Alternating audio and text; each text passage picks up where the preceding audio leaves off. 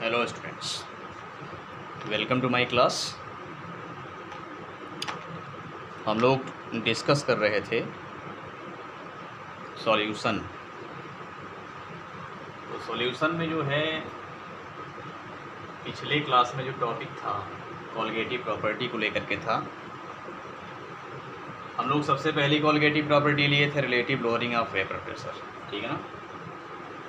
जो relative lowering of vapour pressure लिया था हम लोगों ने स्टूडेंट्स, इसमें हमने ये देखा था कि किसी प्योर सॉल्वेंट में यानी शुद्ध विलायक में अगर हम कोई विलेय मिला देते हैं, सॉल्यूट मिक्स कर देते हैं, तो उसका वेपर प्रेशर कम हो जाता है जब वो विलयन बन जाता है। तो विलयन यानी सॉल्यूशन का वेपर प्रेशर हमेशा जो है शुद्ध विलायक से कम होता है, यानी सॉल्यूट प्योर सॉल्वेंट से कम होता है। ठीक है, क्यों होता है इसके पीछे रीजन था। यहाँ पर सरफेस पे 100% सॉल्वेंट मॉलिक्यूल होंगे, विलायक के कण होंगे, जिससे वेपराइजेशन यानी एवापोरेशन ज़्यादा होगा, वाष्पन ज़्यादा होगा। और यहाँ पर पार्टिकल कम हो जाएंगे सॉल्वेंट के, तो इनका वेपराइजेशन यानी वाष्पन कम हो जाएगा। दूसरा कारण ये था कि जब इसको इसमें मिलाते हैं ये अपने आयन में टूट जाता है NaCl। इसको अपने आयन में टूटने के लिए ऊर्जा की आवश्यकता होती है, एनर्जी की रिक्वायरमेंट होती है स्टूडेंट्स। तो एनर्जी ले करके अपने आयन में टूटता है ना। तो जब एनर्जी ले करके अपने आयन में टूटता है तो यहाँ से हीट के फॉर्म में एनर्जी लेगा और अपने आयन में टूटेगा। तो विलयन जब बनेगा तो यहाँ पर तापमान क्या होगा, इसका कम हो जाएगा। तो थोड़ा ये कोल्ड हो जाता है, इसके कंपैरिजन में ठंडा हो जाता है। ठंडा होने के कारण भी ऊष्मा कम निकलती है। ये दो कारण बताया था। अब यहाँ पर हम बात कर रहे हैं lowering of vapour pressure and relative lowering of vapour pressure. अगर इसका वाष्प दाब हम क्या मान लें, PS मान लें, और इसका वाष्प दाब P0 मान लें, हम कहेंगे यहाँ पर क्या होगा। यहाँ पर जो होगा स्टूडेंट्स, इसका वाष्प दाब ज़्यादा है, इसका वाष्प दाब कम होगा। तो कहेंगे P0 जो है PS से कम होता है, ठीक है ना। P0 जो है PS से कम होता है। तो इस केस में हम निकाल सकते हैं lowering of vapour pressure, LVP माने क्या होता है, लोअरिंग ऑफ वेपर प्रेशर, यानी वाष्प दाब अवनमन बराबर क्या आ जाएगा, ये आ जाएगा हमारा P0 माइनस PS, ठीक है ना। P0 माइनस PS आ जाएगा, ठीक।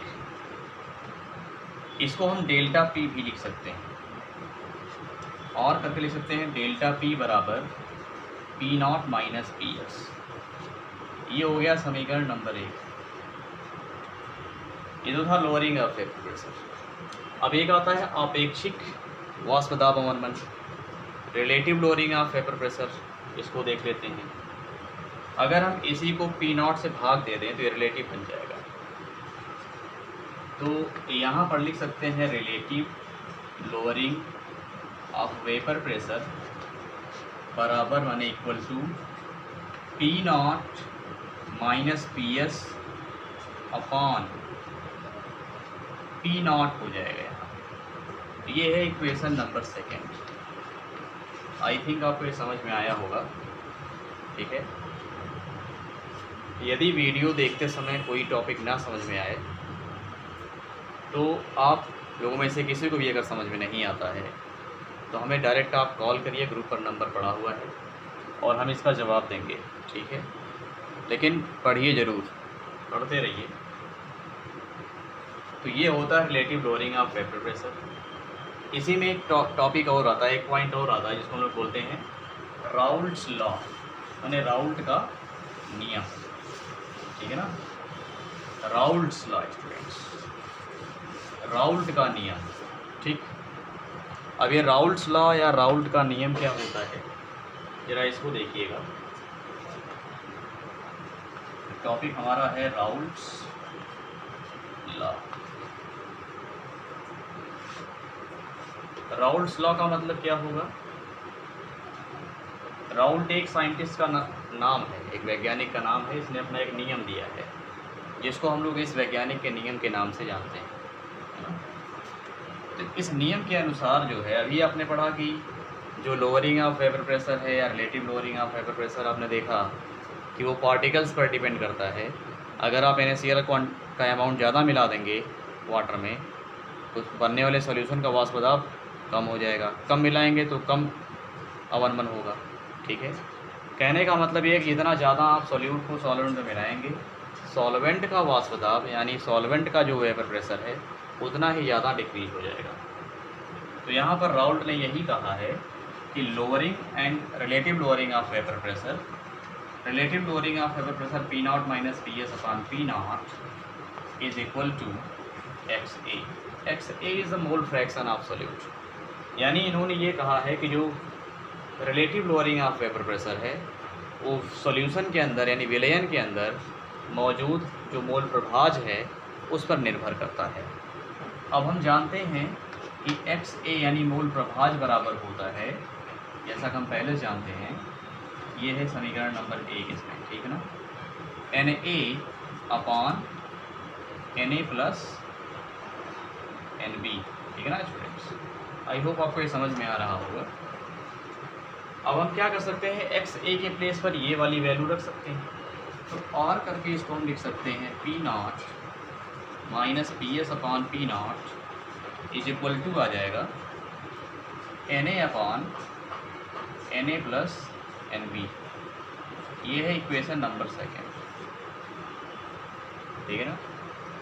अब अगर सॉल्यूशन बहुत डाइल्यूट हो जाए, बहुत ही तन हो जाए विलयन, उस केस में नीचे वाली वैल्यू को हम लोग किसके बराबर मानते हैं, केवल सॉल्वेंट के मोल के बराबर मानते हैं, यानी विलायक के मोल के बराबर मानते हैं। कहेंगे if solution is very dilute then, अगर सॉल्यूशन बहुत ही डाइल्यूट हो उस केस में क्या करेंगे, उस केस में हम यहाँ पर ये करेंगे, जो Na और Nb है, Na plus Nb almost equal to किसके हो जाएगा, Nb के इक्वल हो जाएगा।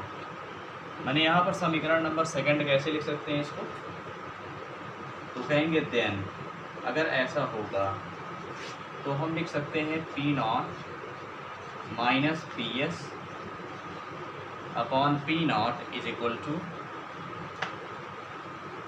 Na upon Nb। आप चाहें तो इसको और आगे ओपन कर सकते हैं, फिलहाल हमने यहीं तक रखा है इसको, ठीक है ना। हम इसको यहीं तक रखेंगे और आगे ओपन करेंगे जैसे न्यूमेरिकल में रिक्वायरमेंट होगी। ओके स्टूडेंट्स, तो ये था हमारा राउल्ट्स लॉ। आई होप आपको बातें समझ में आई होगी। इस क्लास में इतना ही। Thank you.